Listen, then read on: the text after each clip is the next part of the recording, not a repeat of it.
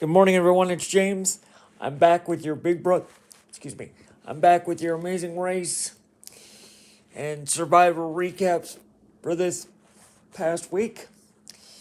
But before we start, I want to tell you guys that because this is the last amazing race recap of the season, and because we have such a big weekend coming up, I'm going to try to address both shows events in one video because I have some thoughts at the end related to another subject, but I'll get to that in just a few minutes.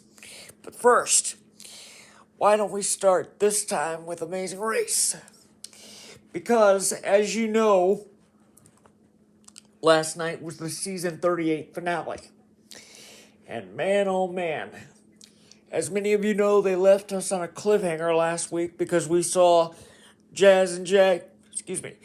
we saw Joseph and Adam and Izzy and Paige racing to the pit stop in Paris, France to try to get the final spot in the final three. Well, in short, I can tell you that Joseph and Adam just barely edged out Izzy and Paige, so they got the third place spot and Izzy and Paige were eliminated. So now, the final three go to New York, and they had a chance to do all sorts of things, including rappel down the Empire State Building and visit the set of Sesame Street. I'm not kidding. The Clue told the contestants to pick up a special package to get a clue. What they didn't know was that package was to be delivered to the one and only Cookie Monster. So they were stopped on the set of Sesame Street. They had a chance to visit with the famous Muppets, and they got a clue from the one and only Oscar the Grouch.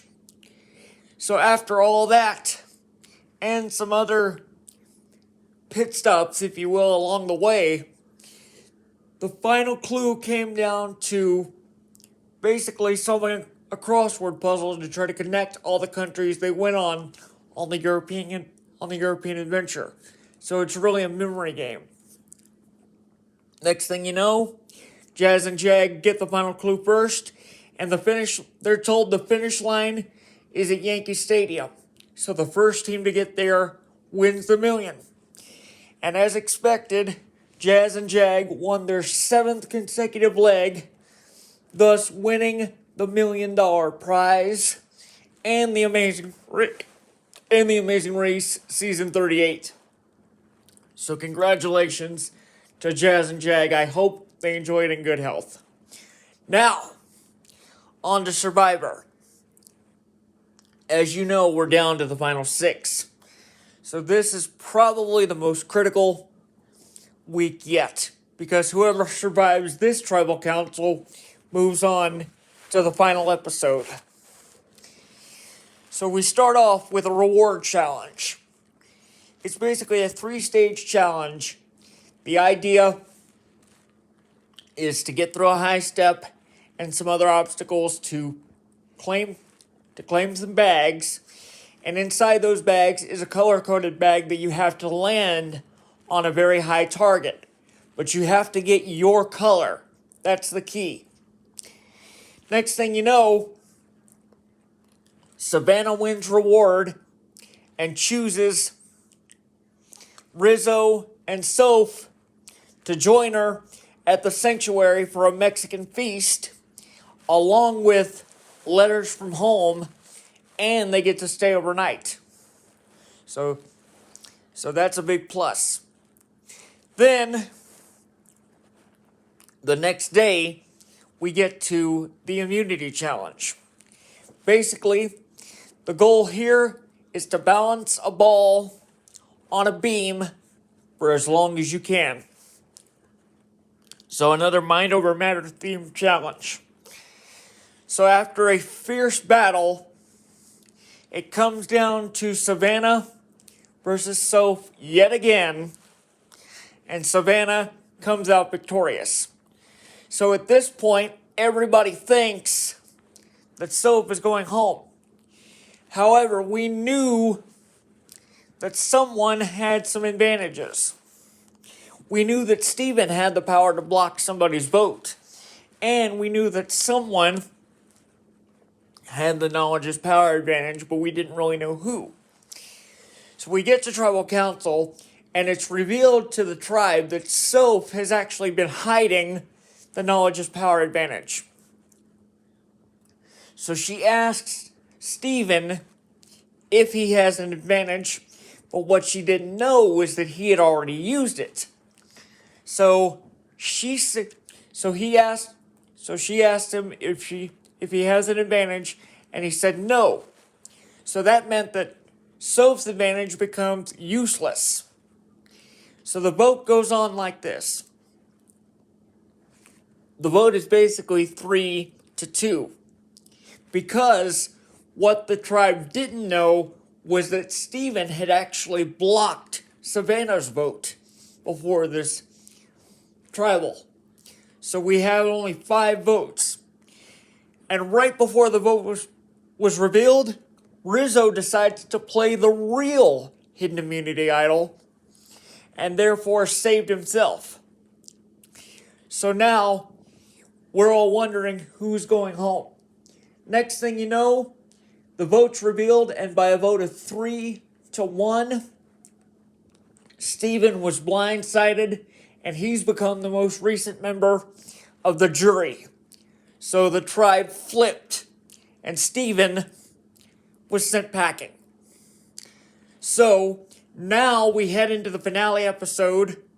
Over the next several days, the teams will have 2 challenges, 2 tribal councils, including the famous trial by fire once the tribe gets to the final 4, and that will decide who faces the jury in the final 3 at the final tribal council, and then the jury will vote for a winner, and someone will walk away with the title of Sole Survivor and the $1 million check that goes along with it.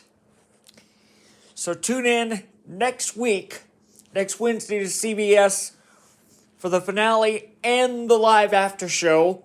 Plus, we may get some more inside information about the upcoming special 50th season. So stay tuned for that. Now,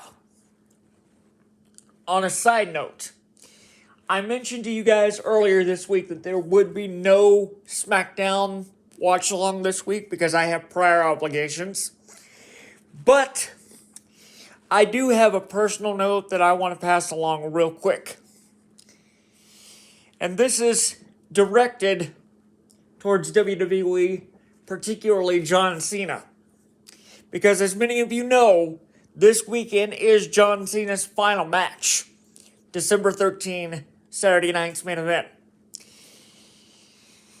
Now, I recently saw a couple of videos where the superstars, along with the fans, were given the opportunity to say thank you to John Cena for all his contributions during his farewell tour. Now, what many of you don't know was that earlier this year, I was lucky enough to be in person for both nights of WrestleMania, including the night that John Cena made history by winning his 17th world title. Therefore, I feel compelled to address Cena myself. So if you will indulge me for a moment. John, you may not remember this, but several years ago, I was lucky enough to be invited backstage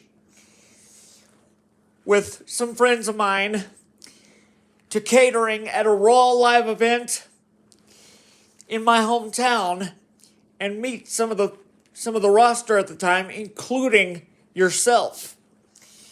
And you may not remember this, but I remember it well because you and the rest of the roster were very, very kind to me and my friends, and I can't thank you enough for that and giving me the opportunity to share that memory with some people I care very deeply about.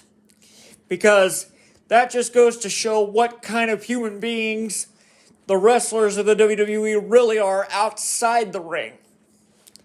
So therefore, I say thank you very much and congratulations on all your success, including your transition to acting and hosting, because I followed you every step of the way since 2002, and I must admit you are a great example, especially for the youth of America. So, with all the hustle, loyalty, and respect I can possibly muster, I say thank you, John Cena. Thank you for the memories, and best of luck in your next chapter, whatever it may be. And remember, the door is always open with WWE in any capacity. Thank you again, and we'll see you down the road. But good luck this weekend.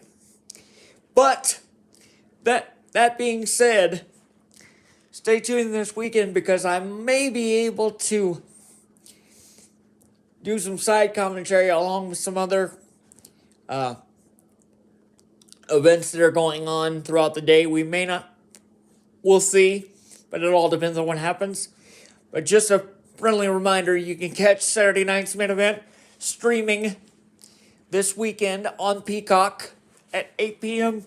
7 Central to see John Cena's final match. So that being said, I will see you guys in a few days. And remember, love one another. Thank you.